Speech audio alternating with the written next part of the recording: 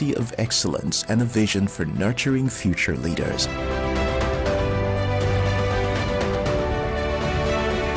Bayes University is in a league of its own. We're all about our people, processes, and technology. Bayes is one of the highly rated universities in Nigeria in terms of product quality standards. We don't just produce graduates, but groom people into employers of labor. And it has made us understand that learning is all about three things. We learn, we unlearn, and we relearn. Bayes University Hospital offers a range of specialized services equipped with the latest technology, manned by a team of trusted professionals. And now, our vision extends beyond our walls with the Baba Ahmed University in Kano following our lead. Join us at Bayes University and invest in your future today. Bayes University is the institution where you will get the best value for money education in Nigeria. Bayes University. Learn to live.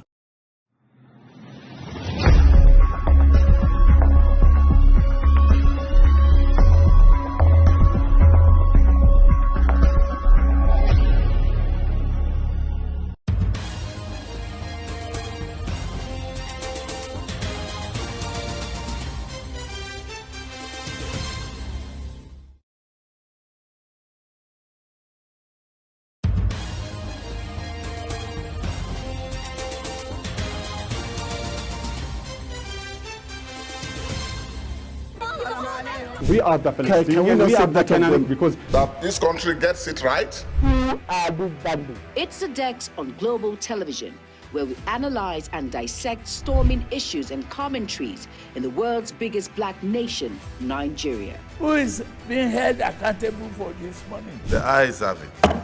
We stay and decide policies and reforms on the Dex. Tune in Mondays to Fridays, 5 p.m. to 6 p.m. on Global Television.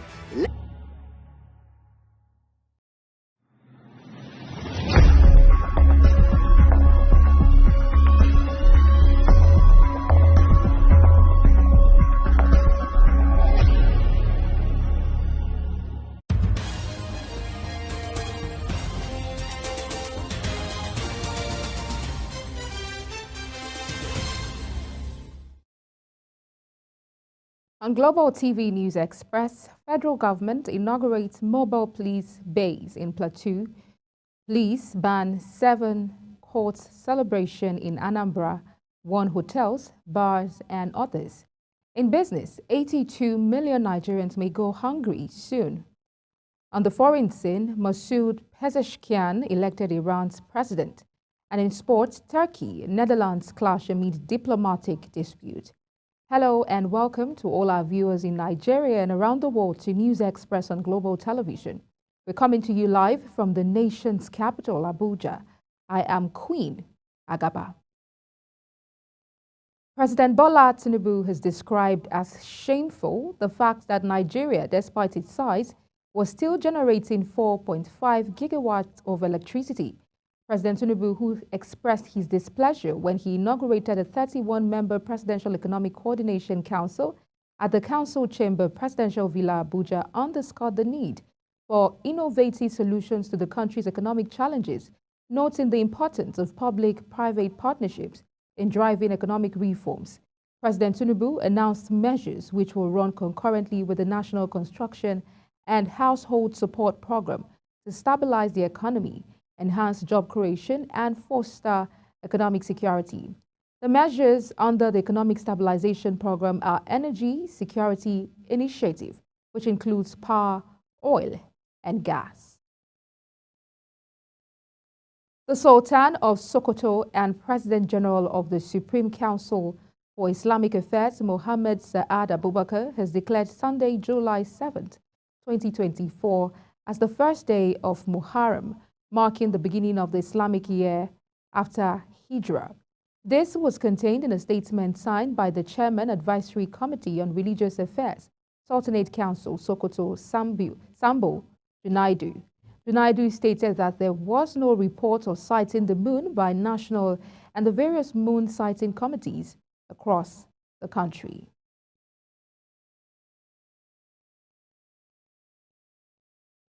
The Secretary to the Government of the Federation, George Akume, has inaugurated a remodeled mobile police base at Kakuruk in Gashish district, Bakin Ladi local government area of Plateau State. The building of the police base followed the 2021 attack by gunmen, where scores of people were killed and properties worth millions of naira destroyed. Inaugurating the project would enhance security in the area, assuring Nigerians that President Bola Tinubu-led administration will continue to initiate programs and policies that would create positive impact in their lives.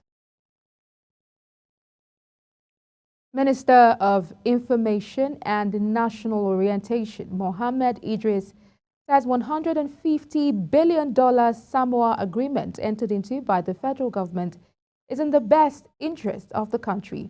He stated that the agreement did not contravene the Nigerian constitution and other laws of the land, including the law against same-sex marriage.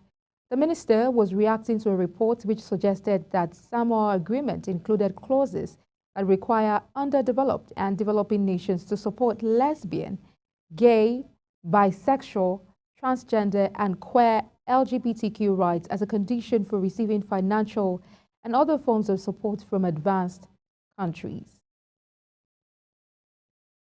Residents of many Nigerian communities are living in fear over persistent downpour resulting in widespread flooding.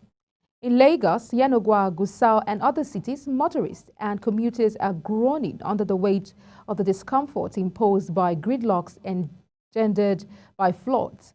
Residents of flood-prone communities on the banks of rivers that flow into the Atlantic Ocean are comprehensive of the disruption perennial flooding could cause their economic lives. The heavy rain, which began in the early hours of Friday, lasted several hours, leading to serious flooding on many roads and adversely affecting many farmlands. A traditional ruler in Delta State, Dane of Agbo, His Royal Majesty Benjamin Ikechukwu Benoba, who has met with the chairman of the National Drug Law Enforcement Agency, Brigadier General Mohammed Buba Marwa, retired, to end activities of drug dealers in his kingdom. This was disclosed in a statement issued by the NDLEA Director, Media and Advocacy, Femi Babafemi. The statement says, while welcoming the monarch to his office, Marwa expressed the readiness of the agency to collaborate with all stakeholders, including traditional rulers and community gatekeepers, to sustain war against illicit drug trafficking in the country.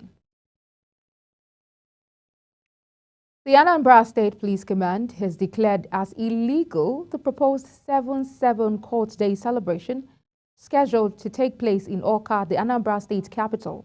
The command also warned hoteliers and proprietors of bars and event recreation centers to be cautious about such gatherings and their likes in their facilities, as there will be consequences if found wanting.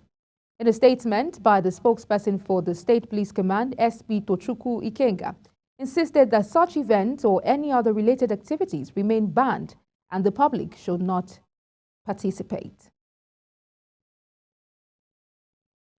West African foreign ministers meeting under the Economic Community of West African States ECOWAS Council of Ministers pledged to step up their efforts on regional integration and fighting terrorism. Nigerian Foreign Minister Yusuf Tuga, who chairs the council, announced this commitment at the close of the council's two-day 90-second session held in Abuja. He commended participants for their contributions, which he credited with the session's success. Tuga stressed that the outcomes will pave the way for far-reaching decisions by ECOWAS leaders at their upcoming summit. You're watching the News Express, coming to you live from Nigeria's capital, Abuja. We're on Star Times, channel 276. Kindly follow us on all social media platforms using @Global TV NG and other handles now showing on your screen. When News Express returns, federal government unveils project to get 20 million kids back in school. This and other stories coming right after this break. Do stay with us.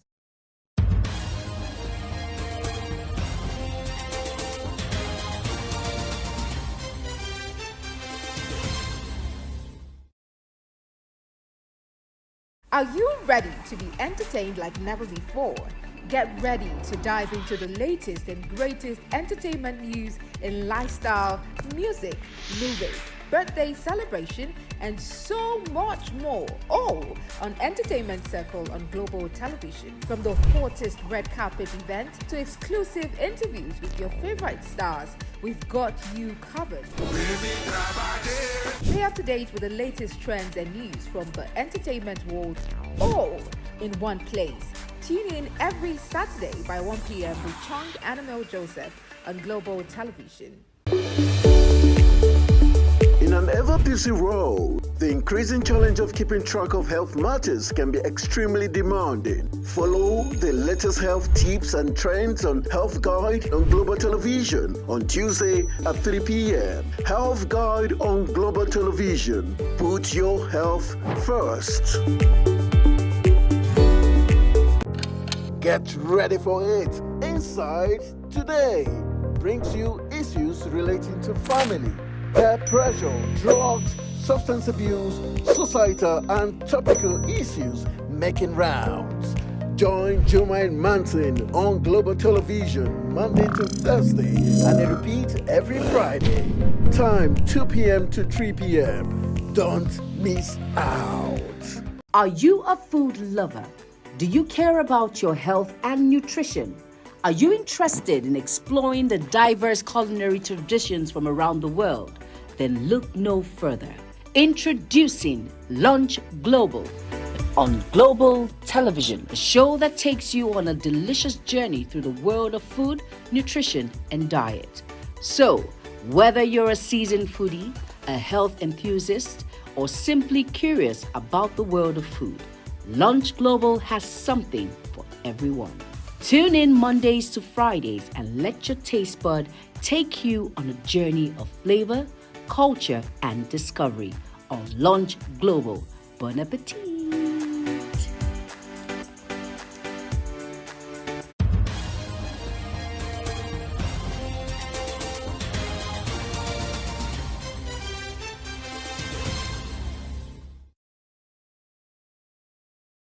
Many thanks for staying with us. Now, if you've just joined us, this is Global Television bringing you live broadcast of the News Express.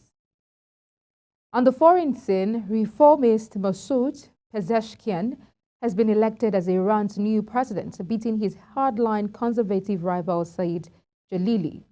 The vote was declared in Dr. Pezeshkian's favor after he secured 53.3% of the more than 30 million votes counted. Jalili polled at 44.3%. The runoff came after no candidate secured the majority in the first round of the election on 28 June, which saw a historically low voter turnout of 40%. The election was called after Iran's previous president, Ibrahim Raisi, was killed in a helicopter crash in May, in which 7 others also died. United States President Joe Biden says there's nothing that will make him consider quitting the presidential race. After a shaky performance at the presidential debate with former President and Republican candidate Donald Trump on June 27th, there have been calls for Biden to step down. Some U.S. voters, political analysts, and stakeholders have also expressed concerns over the president's health and mental alertness after the debate. In a related development, Britain's new Labour government has pledged immediate action to grow the economy after clinching a landslide election victory to oust the Conservatives, but its task could be hampered by strained state finances following huge COVID expenditures.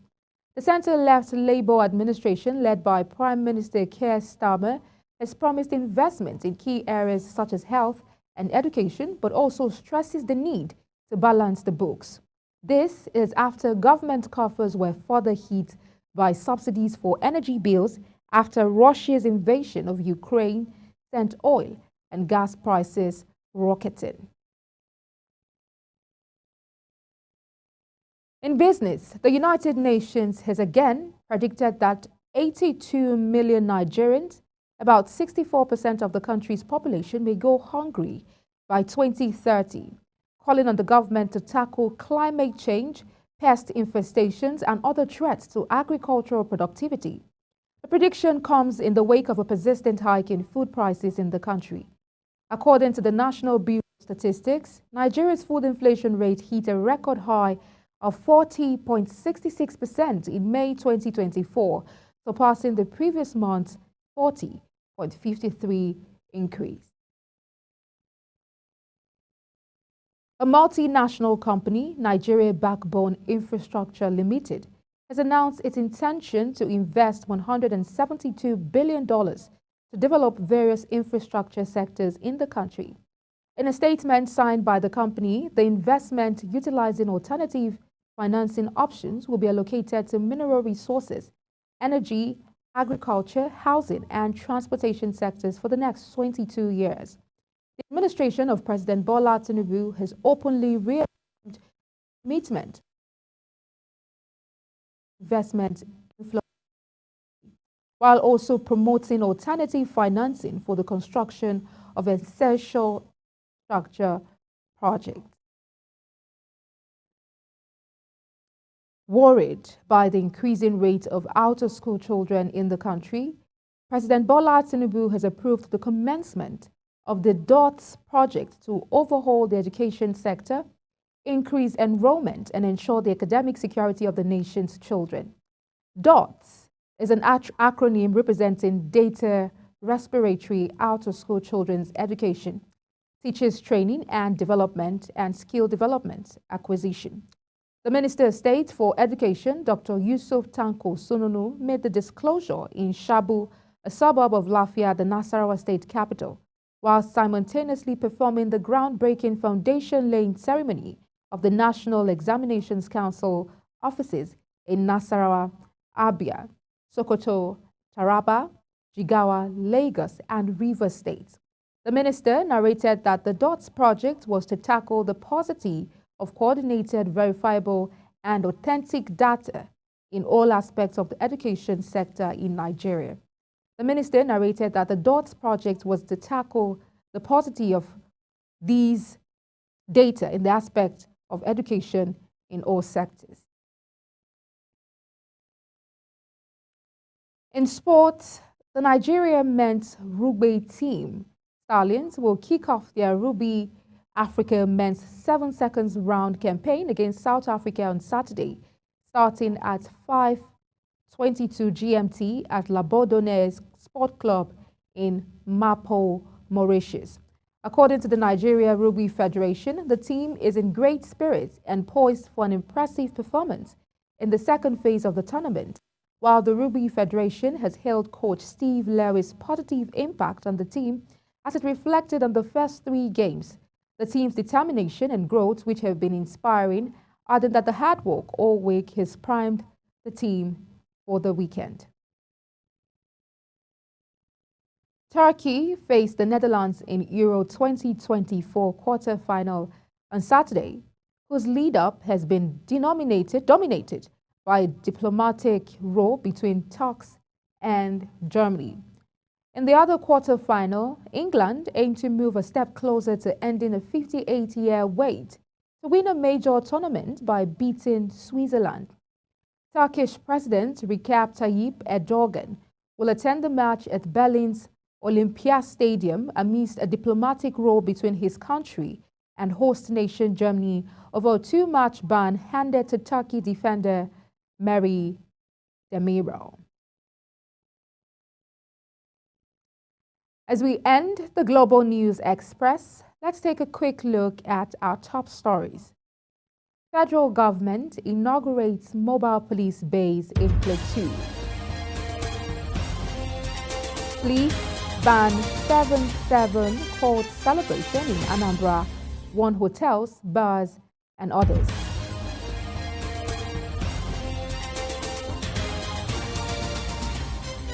In business, 82 million Nigerians may go hungry soon, UN warns.